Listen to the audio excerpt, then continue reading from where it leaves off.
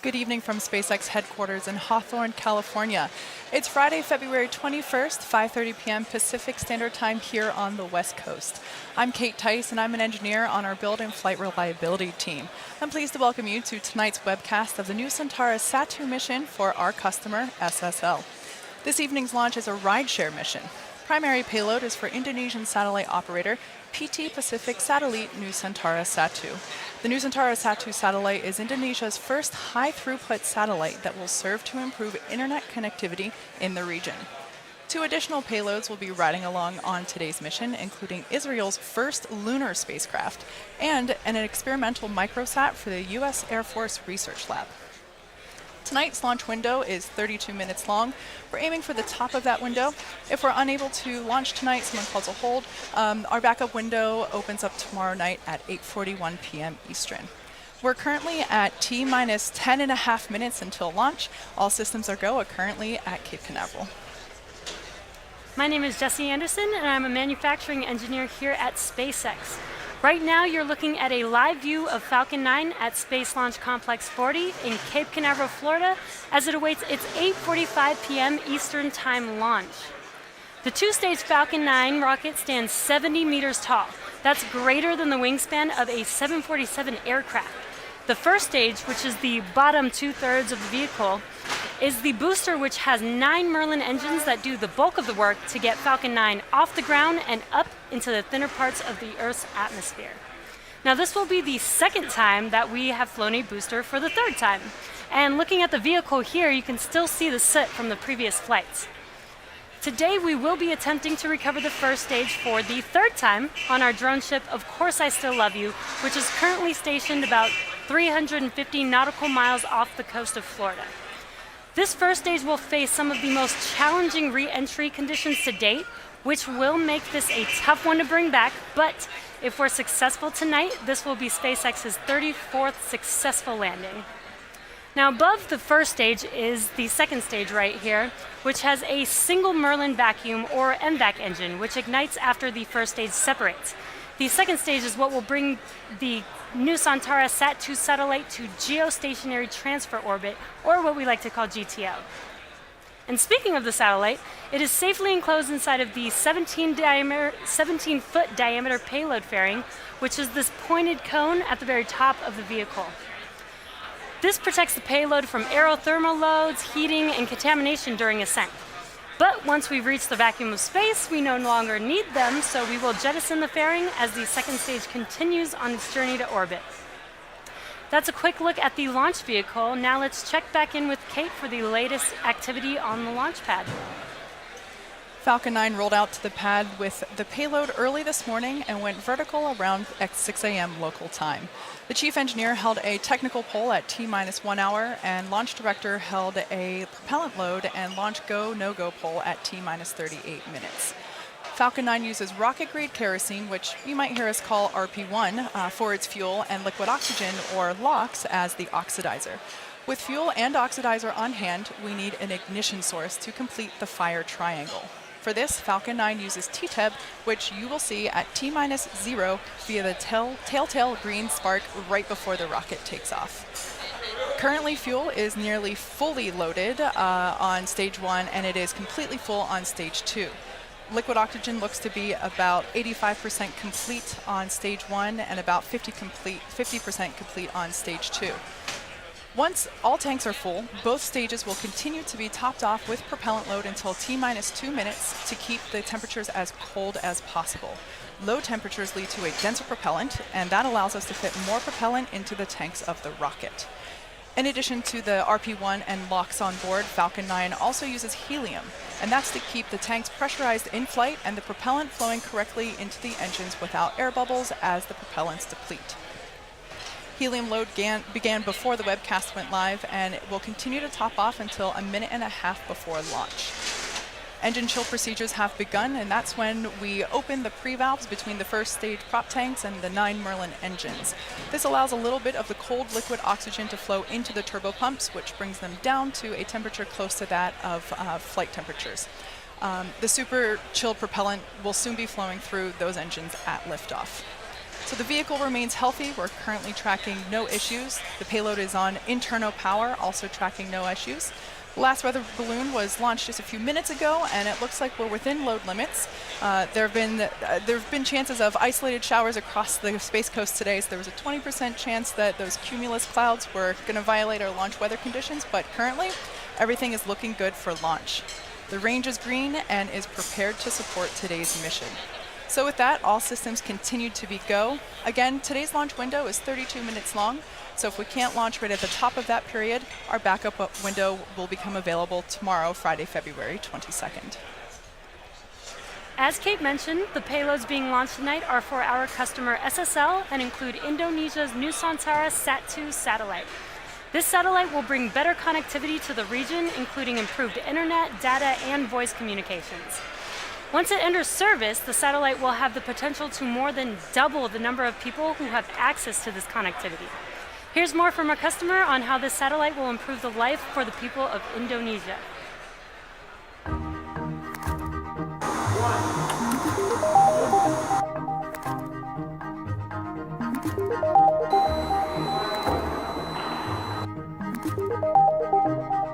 PSN-6 is a very important spacecraft to us.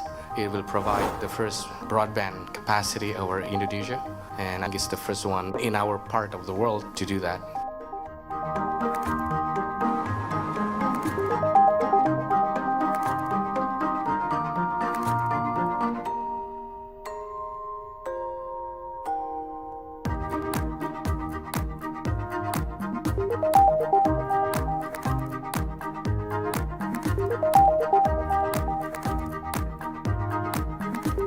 We hope that this is the beginning of a long-term relations and beneficial to both of us.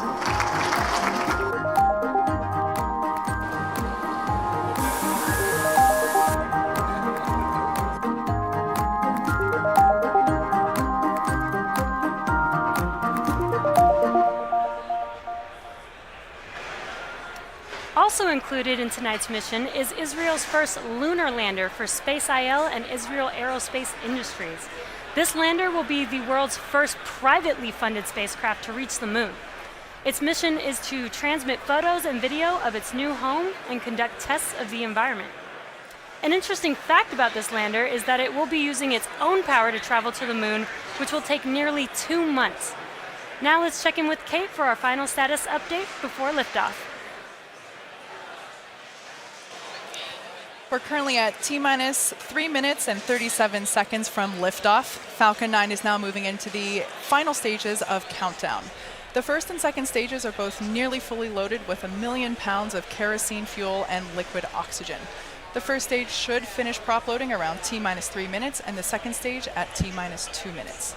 We're approaching T0, so let's listen in on the countdown net momentarily. Now, at the T-minus 60 seconds mark, be sure to listen for the call out that Falcon 9 is in startup. This means that the rocket's autonomous internal flight computers have taken over the launch countdown. The Nusantara Sat-2 payload continues to be healthy. The F9 team is tracking no issues on the rocket. Weather's looking good. Range is green. Let's listen in now.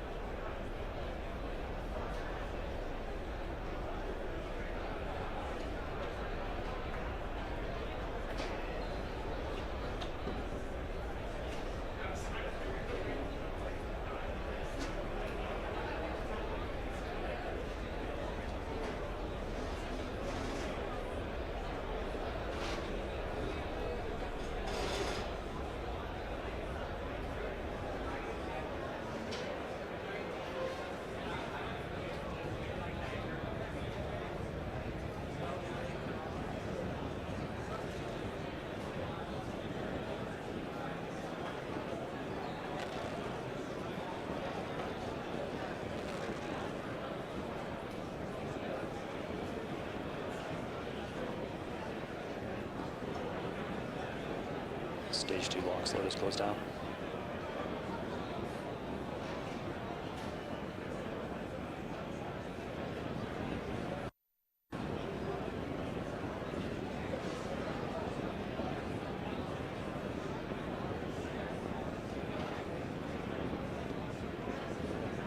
Falcon 9 9 is on internal power. Gas close out suspended.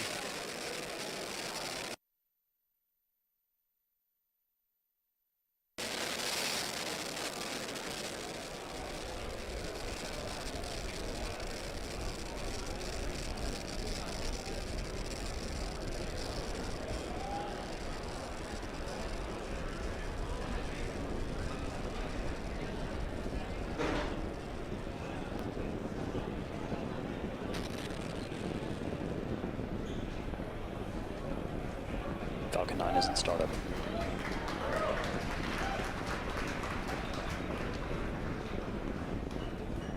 Stage 2 pressing for flight.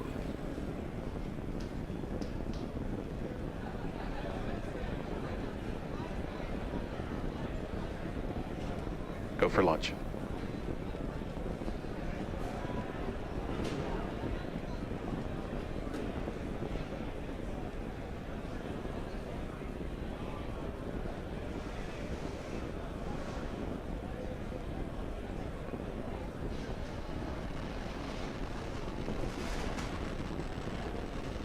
Stage 1 pressing for flight. T-minus 15 seconds. 10, 9, 8, 7, 6, 5, 4, 3, 2, 1, 0. Ignition.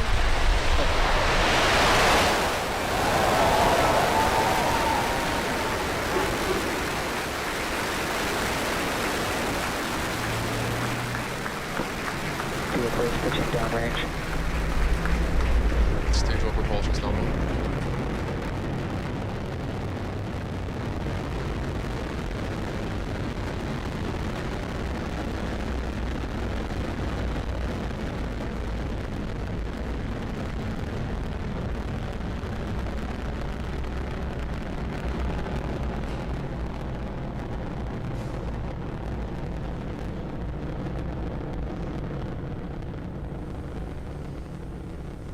Allowing telemetry nominal. So at T plus 47 seconds into flight, everything is looking nominal. We're currently preparing to throttle down as we enter max Q.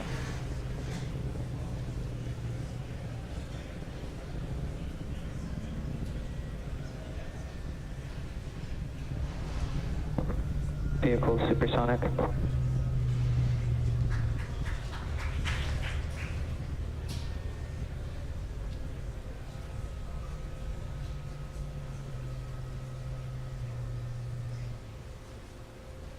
Vehicle has reached maximum aerodynamic pressure. So there you just heard we passed through max Q. We'll now throttle back up.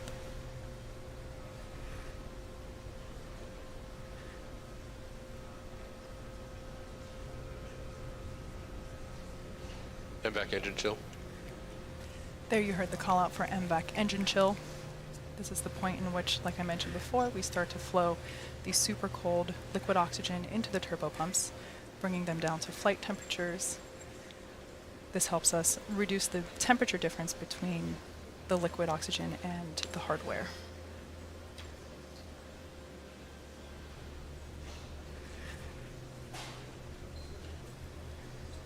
Everything looking good with stage 1 trajectory.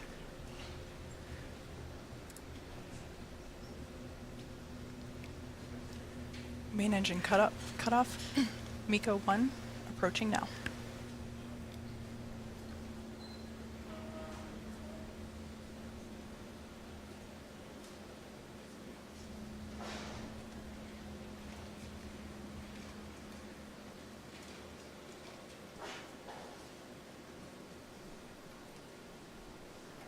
Eco.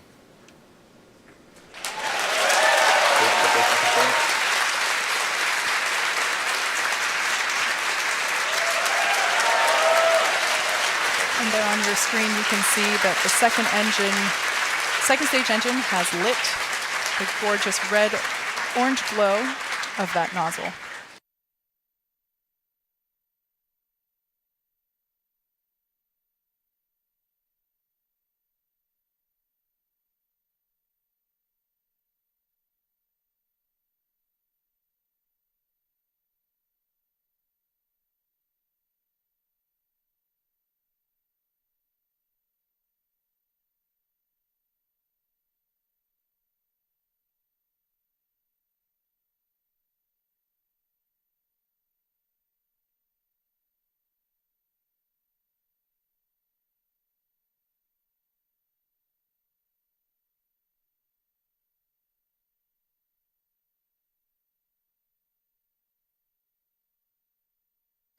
We're now at T plus 3 minutes and 5 seconds into flight. Coming up next will be fairing deployment. Now that second stage is in the vacuum of space, we don't need the fairing anymore, so in order to improve our vehicle efficiency, we shed the extra weight. Let's check in on the status of the Falcon 9 booster.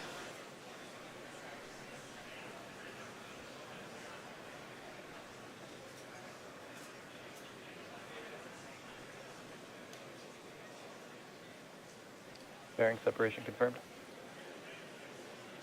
And there you can see on your screen deployment of fairing.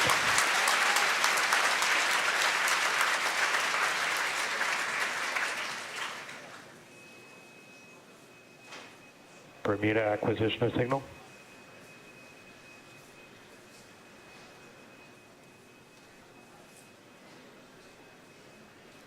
While Stage 2 is doing its job, Stage 1 will be coming back home to Earth, and it will also execute 2 burns, the first of which is the entry burn. First stage is traveling at roughly 2,300 meters per second, and this 3-engine burn helps to slow the stage down. The second of the Stage 1 burns is called the landing burn. This is a single-engine burn that brings the vehicle speed down rapidly from about 250 meters per second all the way down to 2 meters per second in order to gently land on the drone ship. As I mentioned earlier, for this mission, first stage re-entry conditions are predicted to be the most challenging for any recovery attempt to date. It is possible that we might lose our camera feed during the landing attempt due to the drone ship's position over the horizon, but if that happens, we will bring you an update as soon as we re-establish connection. Stage 1 landing should occur about 25 seconds following second stage engine cutoff.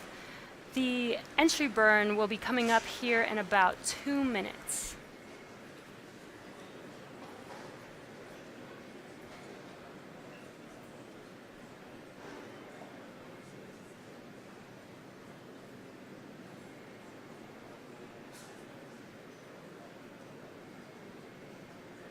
It is T plus 5 minutes and 27 seconds, and we're just under a minute until the entry burn begins.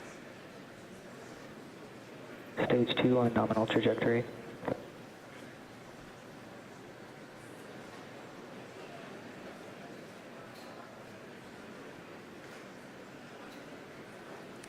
So on your left screen, you can see the first stage coming down, and you'll see a bright light when the entry burn begins there. We're just about 25 seconds away from entry burn. You can also see on your right screen the second stage.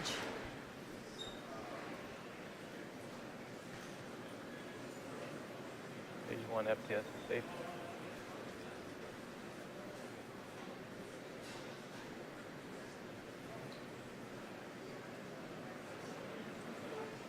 Stage 1 entry startup. And their entry burn has begun. This should last about 18 seconds.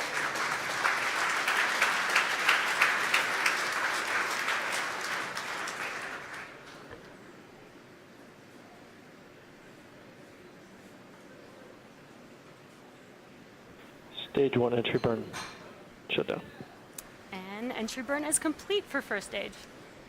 Next, coming up at about T plus 8 minutes will be a rapid series of events. This will include the first second stage engine cutoff, or SECO 1, the start of the landing burn, followed by the first stage landing.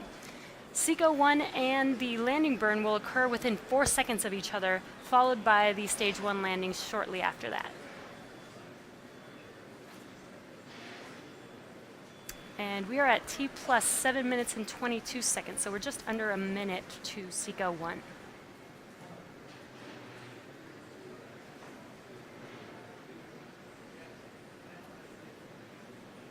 Terminal guidance.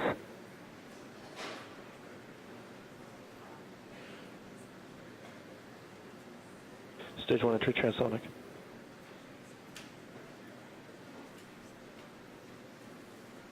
And that second stage engine is glowing bright there. When SECO 1 starts, that engine will turn off. Stage 2 FTS is safe.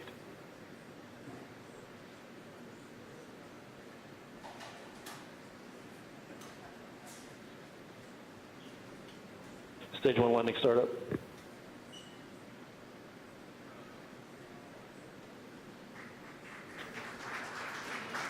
have Seco 1. Okay, shut down.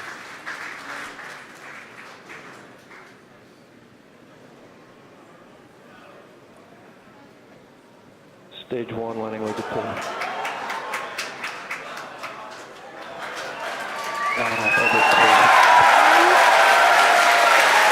It sounds like, there you go on your screen, we do have a successful first stage landing, despite the challenging conditions there.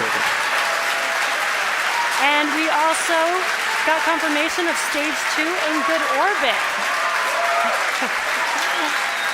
Now we are about to enter the coast phase, so we are going to take a quick break, but we will be leaving you with an animation that shows you where we are in the coast phase. We will be back at about T plus 26 minutes for second stage relight and the first deployment.